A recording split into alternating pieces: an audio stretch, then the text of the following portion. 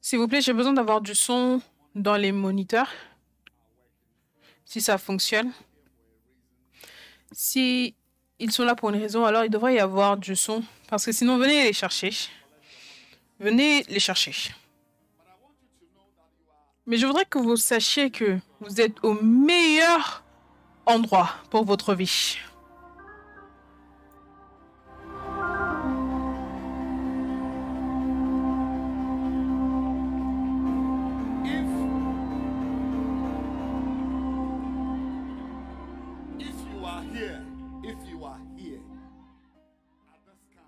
Si tu es ici, dans ce camp,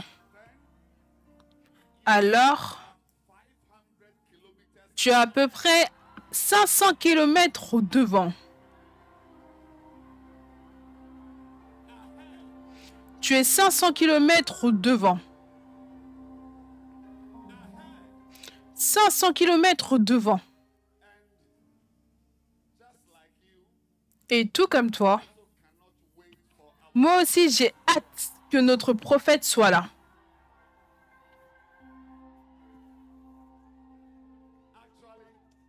En fait, je suis en train de regarder pour voir s'il va apparaître. Mais je sais que ces 3 jours, ça sera les 3 meilleurs jours de votre vie. Les 3 meilleurs jours de votre vie. Acclamez pour Jésus. Et vous pouvez vous asseoir si vous avez un siège. Si vous n'avez pas de siège, asseyez-vous sur le tapis. Mais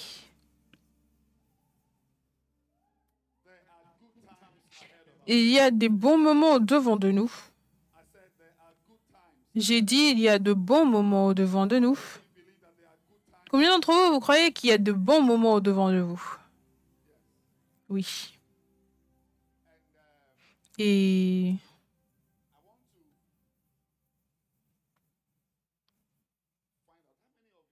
je veux découvrir combien d'entre vous, vos parents sont dans l'église, dans UD, Premier Amour, la famille Kodesh. Est-ce que je peux bien voir vos mains? Beaucoup d'entre vous. Beaucoup d'entre vous. Donc, peut-être qu'ils seront là le jeudi. Mais au moment où ils vont arriver, vous aurez mangé la meilleure partie. La meilleure partie du repas. Mais vous devez aussi savoir que Dieu garde aussi le meilleur pour la fin. Dieu garde aussi le meilleur pour la fin. Donc, je prie que vous aurez la chance d'écouter ce qu'eux aussi sont venus manger. Amen. Mais j'ai une très grande admiration pour le travail que l'apôtre Joël a fait ici. C'est excitant. C'est excitant. Acclamons pour lui. C'est génial. Génial. Et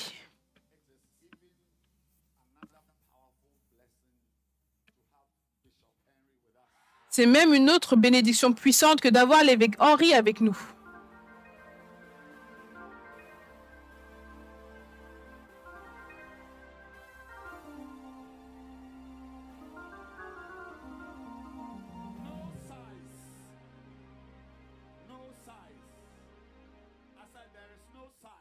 Je dis, il n'y a aucune taille. Aucune taille. Il est dans sa propre classe. Et il est super ouin. J'ai dit super ouin. Acclamez. Et je n'ai aucun doute que cette église, l'église Premier Amour Amérique du Nord, sera le point le plus brillant dans tout le UO.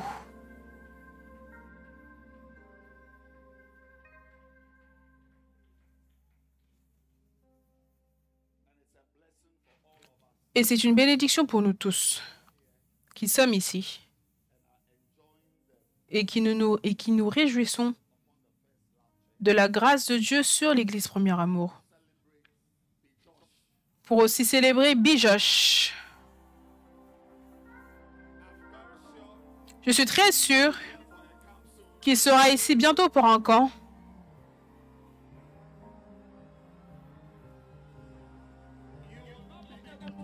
Vous ne serez pas capable de vous tenir sur vos deux pieds.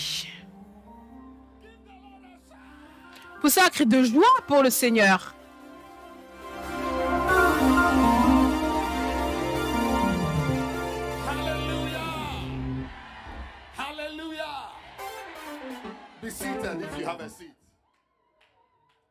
Asseyez-vous si vous avez un siège. Je voudrais... Vous voyez, beaucoup d'entre vous, vous avez un grand respect pour vos parents. N'avez-vous pas de grand respect pour vos parents? Vos parents à la maison qui vont bientôt venir ici. Vous voyez, je veux vous donner plus de raisons encore pour lesquelles vos parents sont très grands. Oui. Quand vous allez rentrer à la maison et que vous les verrez, ceux d'entre vous dont les parents sont à l'église, pas simplement ici dans cette église, mais dans n'importe quelle autre église, vous pouvez ne pas savoir et vous ne saurez pas que votre vie est de la manière dont elle est à cause de vos parents. Acclamez.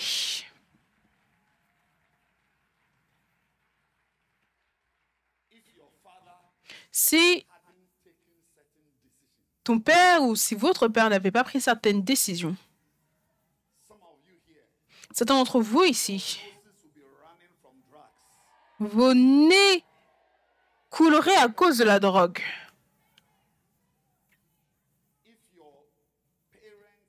Si vos parents n'avaient pas pris certaines décisions, certains d'entre vous assis ici, vous auriez eu 3 enfants avec 7 pères. Oui.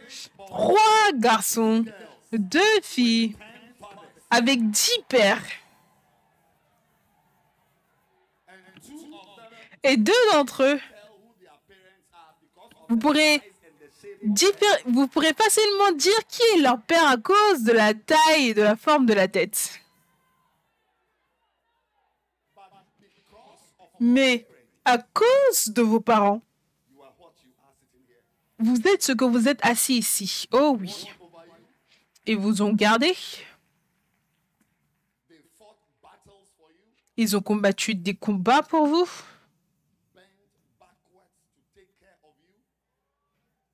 Ils ont tout fait pour s'occuper de vous. Mais même malgré ça, certains d'entre vous,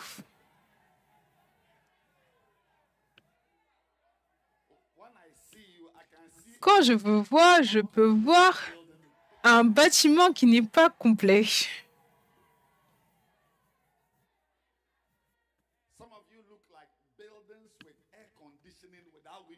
Certains d'entre vous, vous ressemblez à des bâtiments avec de la climatisation sans fenêtre. Mais acclamons de nouveau pour nos parents.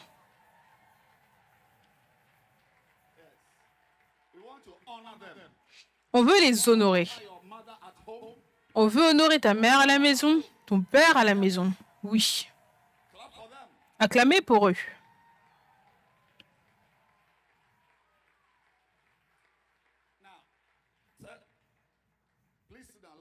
S'il vous plaît, asseyez-vous. Laissez-moi vous dire quelque chose. Parmi les nombreux combats que vos parents ont combattus, il y a une bataille dont je voudrais parler. Et ça, c'est la bataille pour demeurer permanent à l'Église. Oui. Oui. Certains d'entre vous, vos parents auraient arrêté de marcher avec Dieu il y a 12 ans. Certains d'entre vous, même la manière dont vous êtes nés, c'était une source de stress pour eux. À cause de la taille de votre tête, quand vous êtes sortis, il y avait eu la confusion.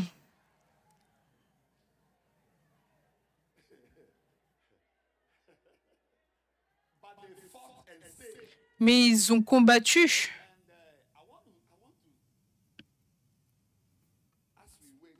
Et alors qu'on attend, prophète, on attend qu'ils viennent.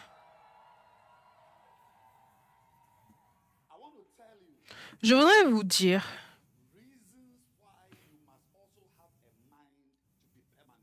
ou les raisons pour lesquelles vous devez aussi avoir une pensée d'être permanent. Oui. Vous devez avoir une pensée pour être permanent. N'ayez pas la pensée d'être ici juste pour 3 ans. Ayez la pensée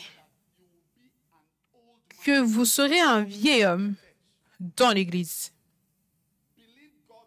Croyez en Dieu que vous serez une grand-mère. Oui. Une quoi? Une quoi? Est-ce que tu peux t'imaginer en tant que grand-mère? Tu ne peux même pas l'imaginer. Mais certains d'entre vous, votre style de cheveux, vous ressemblez déjà à une grand-mère. Je vais bientôt les pointer, les uns après les autres. Je vais bientôt les pointer.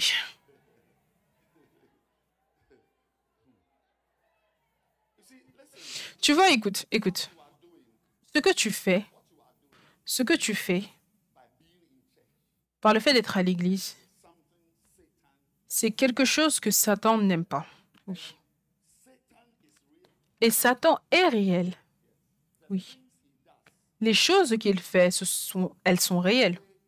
Donc, tu vois, la manière dont l'apôtre Joël a été votre pasteur de vos parents, a été le pasteur de l'église dans l'Amérique du Nord, et tu peux voir que les gens sont différents à cause d'un pasteur, à cause de la prédication du dimanche, à cause du fait d'aller d'État en État avoir des cultes. Je me souviens,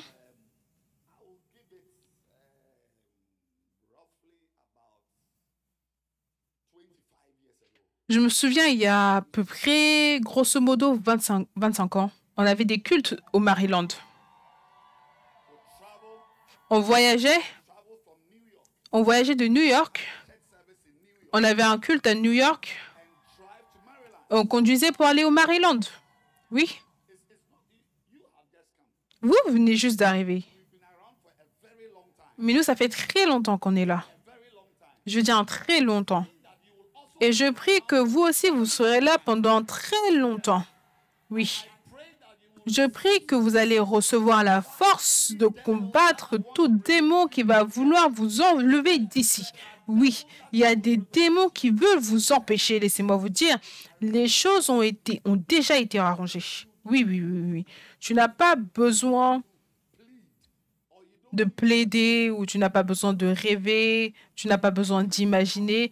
Les choses ont été arrangées pour s'assurer que tu ne dures pas dans l'Église.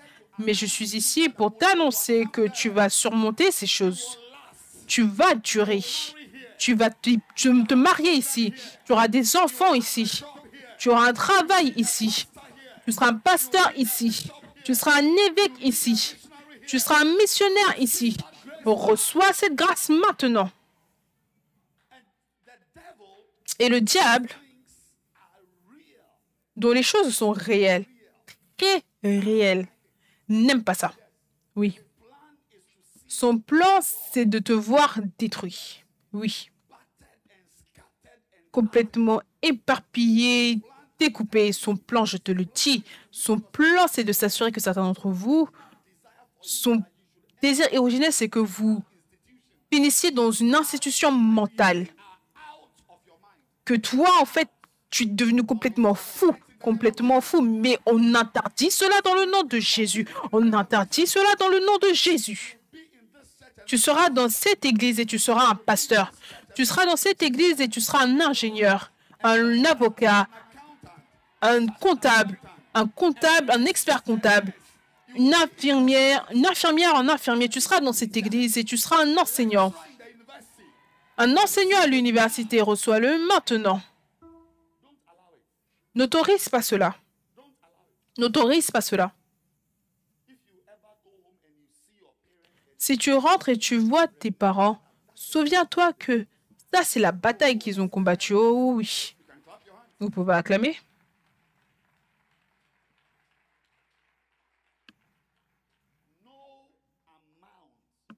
Il n'y a aucun montant d'amour venant de vos parents et de vos pasteurs. Aucun montant d'amour venant de l'évêque Henri. Aucune protection venant de l'évêque Henri ou de l'apôtre Joël ou de vos parents.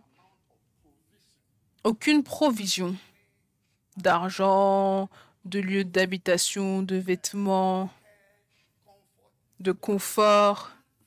Il n'y a rien que vos pasteurs ou parents feront qui a la puissance de vous empêcher de combattre vos combats. Peu importe ce qu'ils font, tu vas quand même devoir combattre tes combats. Écoute-moi très attentivement. En fait, ça peut même être... J'ai envie de dire quelque chose.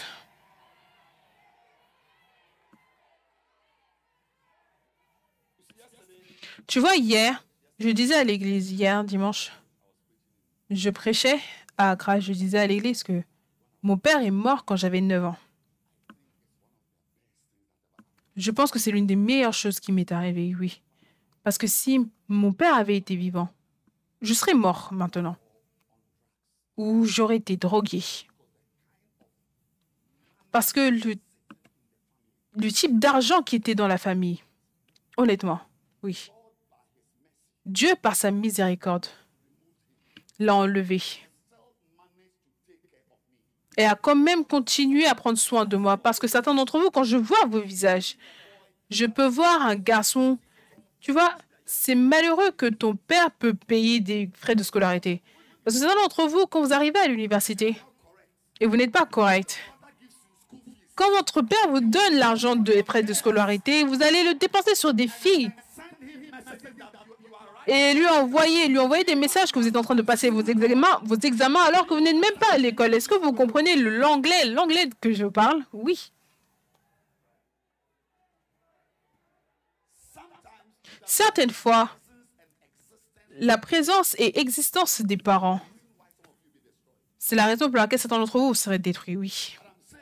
Mais je dis que il n'y a rien que l'évêque Henri, il n'y a aucun message que l'évêque Henri va prêcher ou votre pasteur dans votre branche va prêcher qui va vous empêcher de combattre vos démons personnels. Certains d'entre vous, quand je vois vos visages, vous êtes déjà en train d'engager un démon dans votre vie quelque part. Je peux voir une fille qui lutte déjà, avec le type de style de cheveux que tu as. Je peux voir que tu luttes déjà. Oui?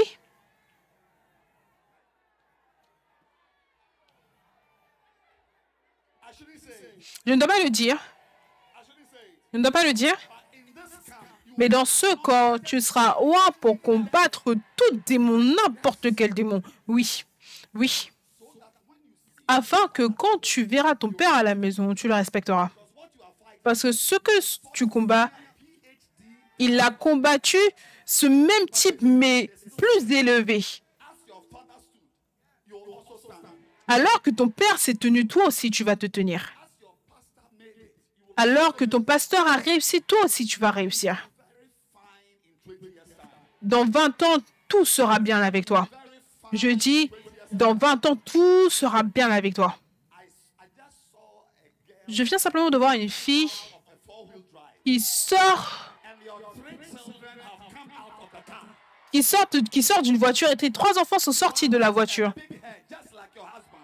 Ah, une grosse tête comme ton mari. On reçoit une belle famille. On reçoit une grande bénédiction. Tu vas combattre. Malheureusement, écoute. J'essaie simplement de te dire que prépare-toi. La raison pour ce camp, je vais vous dire pourquoi est-ce qu'on a ce camp. La raison pour ce camp, c'est de vous donner des armes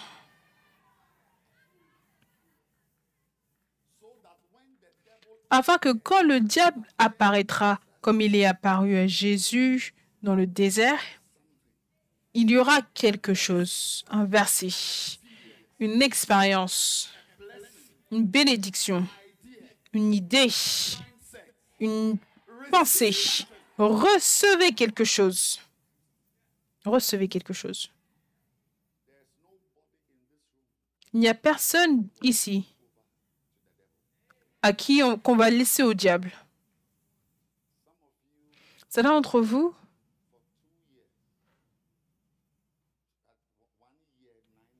depuis 2 ans, 1 an, 9 mois,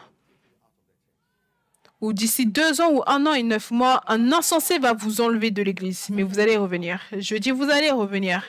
J'ai dit, vous allez revenir. Il y a un garçon ici, tu vas suivre une fille mexicaine. Tu vas la suivre jusqu'au Mexique, jusqu'au Mexique.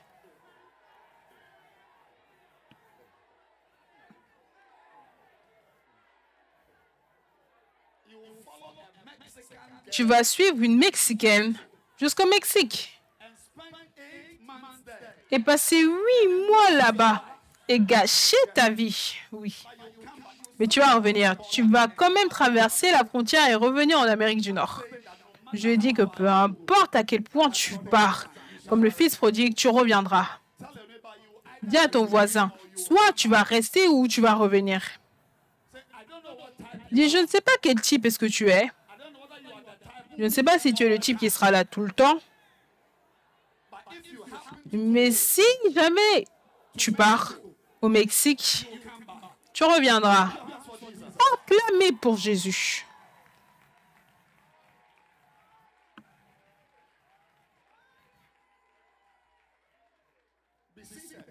Asseyez-vous. Asseyez-vous. Donc, je voudrais que vous ayez une certaine pensée. La Bible dit en Philippiens chapitre 2 que cette pensée soit en vous, celle qui était en Christ. Mais moi, je dirais que cette pensée soit en vous qui était dans vos parents, qui était en l'évêque Henri, qui était dans l'apôtre Joël, alors que vous les voyez. Ils ont une certaine pensée. Ils avaient une certaine pensée. Ils continuent d'avoir une certaine pensée. Vos parents avaient et ils ont toujours une certaine pensée. Et je prie que cette pensée sera en vous. Maintenant, c'est quoi la pensée? La première pensée qu'ils avaient, c'était que ils font partie d'une famille. Et ça, c'est la pensée que vous devez également avoir. Vous faites partie d'une famille. Vous faites partie d'une famille. Vous faites partie d'une famille. L'église Premier Amour, ce n'est pas seulement une église. En fait, c'est peut-être juste à 50% une église, oui. Ou à part 15% simplement une église et 80% une famille. 85% une famille. Une famille. Quand le prophète vient, c'est le père de la famille. 15% une église et 85% une famille.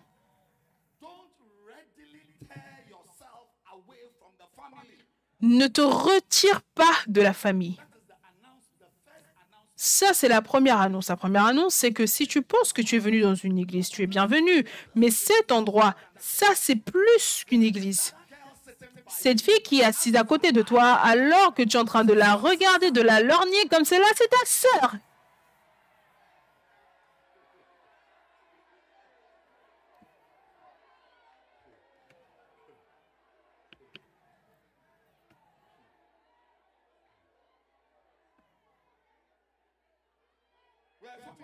On est une famille. On est une famille. Et tu dois rester. Il vaut mieux pour toi que tu restes. On est une famille. Et pour cette raison même, je veux te supplier. Je veux vraiment plaider avec toi. Que tu ne fasses aucune tentative de partir. Tu vois, parce que quand tu pars, quand tu autorises une fille à te séduire pour aller au Mexique,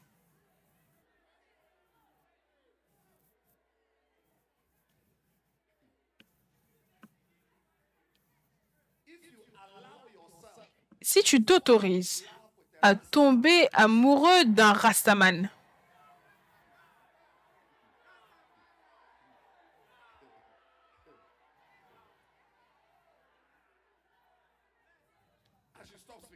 je dois arrêter de parler.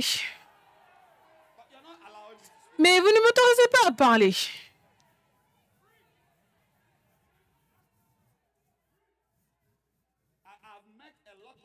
J'ai rencontré beaucoup de bonnes filles. Je ne sais pas ce qu'il y a par rapport aux bonnes filles, mais c'est comme si elles ont une certaine affinité pour les Rastaman. Je, je m'attends, j'essaie de comprendre pourquoi. Pourquoi les Rastaman? Deux filles déjà dans ce camp. Et elles ont pour bien aimer les Rastaman. Elles sont ici. Je suis sûre qu'une est juste là-bas. Là-bas, là-bas, là-bas, là-bas.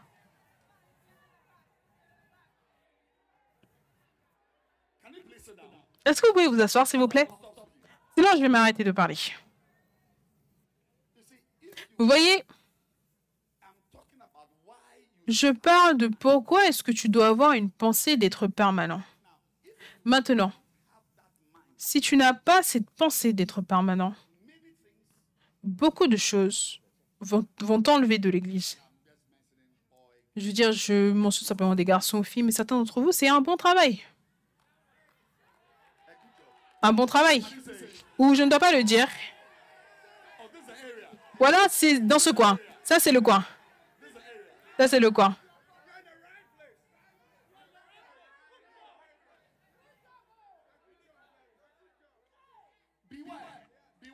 Faites attention, faites attention. Oui.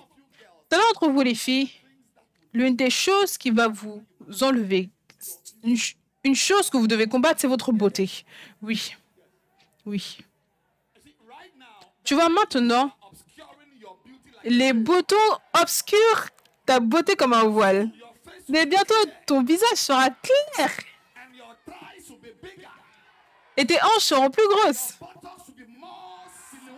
Et tes fesses, il y aura une meilleure silhouette. Oui. Certaines d'entre vous, les filles, vous êtes toujours dans l'église parce que vos fesses, c'est comme si vous aviez été frappé. Quand vous êtes né, c'est comme si on vous avait frappé. Mais je vous donne 3 ans. Ça va devenir beau et gros et juteux.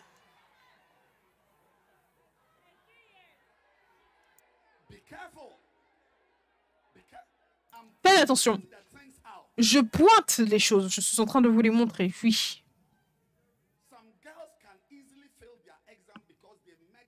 Certaines filles peuvent facilement rater leurs examens parce qu'elles ont rencontré un Rastaman à l'université. Un noir avec des lèvres rouges. Si vous ne vous asseyez pas, je vais partir.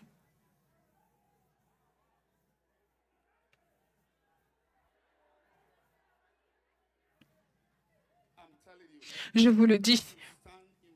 Quand vous vous tenez devant le miroir, les filles, bientôt, quand vous vous tiendrez devant le miroir, bientôt votre beauté va vous frapper. Votre beauté va vous frapper. Et vous allez voir que les garçons vont siffler, vous approcher pour savoir si vous avez vu leur chien. Alors qu'ils n'ont même pas de chat. Dis à ton voisin, fais attention. Maintenant, revenons, s'il vous plaît. Évêque Henri, je pense que je vais m'arrêter. Que la fille vienne chanter. Tu vois, Éphésiens 3,15. Toi, regarde. Regarde.